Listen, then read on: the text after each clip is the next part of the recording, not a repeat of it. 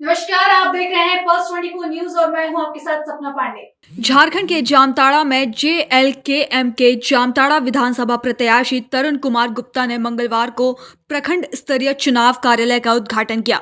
उद्घाटन के बाद तरुण गुप्ता ने कार्यकर्ताओं के साथ बैठक कर आगामी चुनाव जीतने की रणनीति पर चर्चा की। इस दौरान उन्होंने कार्यकर्ताओं से अपील की कि चुनाव में उम्मीदवार नहीं बल्कि पार्टी के सभी कार्यकर्ता लड़ रहे हैं और क्षेत्र के विकास के लिए पूरी मेहनत करनी होगी। गुप्ता ने कहा कि इस विधानसभा क्षेत्र के लोग लंबे समय से आर्थिक, मानसिक और सामाजिक शोषण का शिकार हो रहे हैं।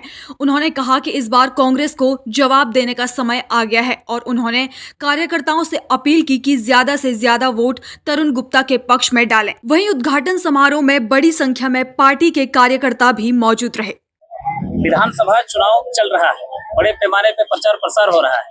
जामताड़ा विधानसभा एक ऐसा क्षेत्र है जहां पर स्थानीय विधायक जो मंत्री भी हैं, कांग्रेस के बड़े नेता हैं और एक बड़े घर की कैंडिडेट जो भाजपा से प्रत्याशी बनाई गई है, उन दो के बीच में तीसरा आप हैं। अपने आप को आप किस तरह से पब्लिक के बीच में देख रहे हैं, मतदाताओं के बीच में आपकी क्या लोकप्रियता है? देखिए, ये एक तरफ खानदान है, एक तरफ मतदान है। दोनों तरफ खानदान है। एक शिबू सोरेन जी का खानदान है, एक फुरकान साहब का खानदान है और एक तरफ गरीबों का मतदान है। अब तय तो यहाँ के जनता को करना है कि हमको मतदान करना है न खानदान चुनना है। अब ये 20 तारीख को पता चलेगा आपको कि यहाँ के जनता किस चीज को चुनता है। थोड़ा सा इंतजार कीजिए, फिर मजा लीजिए। जामताड़ा एक ऐसा सीट है जहां पे लंबे समय तक जो है कांग्रेस के विधायक जो है यहाँ पे प्रतिनिधित्व करते आए हैं। बीच में झारखंड मुक्ति मोर्चा के भी रहे हैं, भाजपा के भी रहे हैं और ये परिवर्तन यहाँ हो नहीं पा रहा है। यहाँ का डेवलप नहीं हो पा रहा है, यहाँ का पलायन नहीं रुक रहा है, यहाँ के लोगों में रोजगार की भारी कमी है। इसको किस तरह से डेवलप किया जा सकता है, बदलाव परिवर्तन लाया जा सकता है? अच्छा, आप ये चीज मानते हैं कि नहीं कि यहाँ मुख्यमंत्री भी चुनाव हारा है? ये मानते हैं कि नहीं अटल जी भी चुनाव हारा है? अमिताभ बच्चन जैसा आदमी भी चुनाव हारा है? इंदिरा गांधी भी चुनाव हारी है? मानते हैं कि नहीं मानते हैं? ये लोकतंत्र है और लोकतंत्र में जनता 5 साल 10 साल इंतजार करता है, देखता है और निश्चित तौर पे आप देखिए इतनी बड़ी संख्या में यहाँ कार्यकर्ता जुटे हैं। कहीं न कहीं बदलाव की बहार बह रही है। और आपको हम खासतौर पे इरफान अंसारी जी से पूछेंगे कि आप तो आदिवासी का वोट लेते हैं और जीतते हैं और अल्पसंख्यक लोग को तो आप वोट देने का मशीन बना दिए हैं। खटाखट खटाखट खटाखट, खाली आप चुनाव के समय आप उनका इस्तेमाल करते हैं। आज भी चले जाइए मुस्लिम गांव में, खासतौर पे चले जाइए, हम तो उदाहरण को चेंगाटी का ही दे देते हैं, जहाँ आज भी 35 साल हो गया देश का आजादी का। 78 साल में 35 साल ही बाप बेटा रहा है। एक हाई स्कूल नहीं बन पाया चेंगाटी में।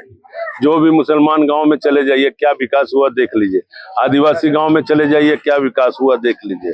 हम तो कहते हैं कि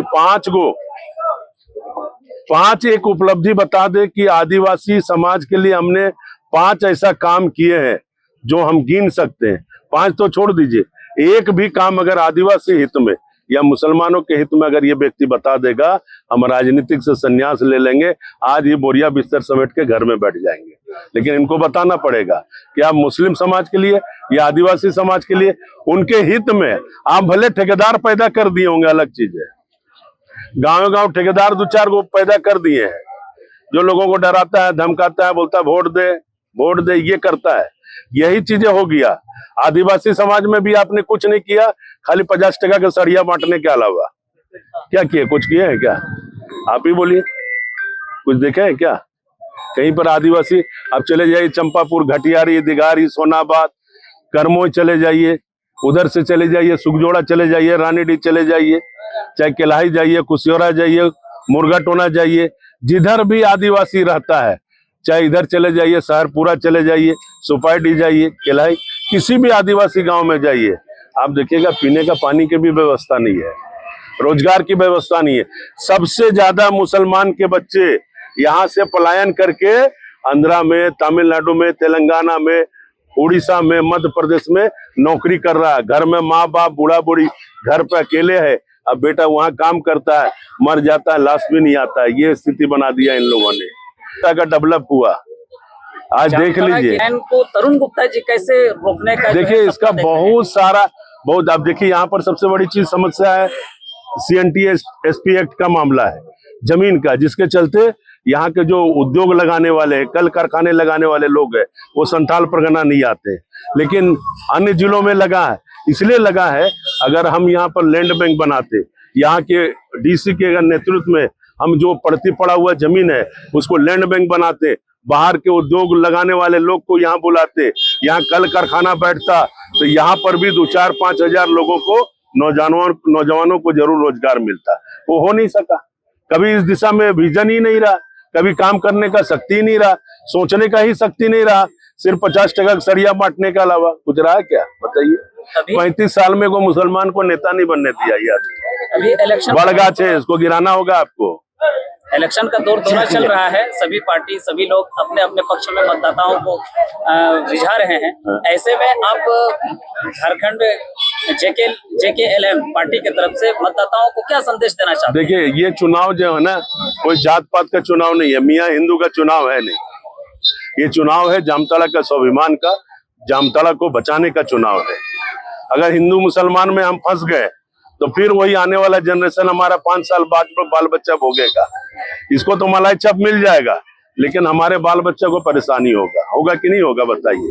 ये स्थिति है, 35 साल में इसने जामताड़ा को गर्त में पहुंचा। ऐसी तमाम खबरें देखने के लिए बने रहिए Pulse 24 न्यूज के साथ।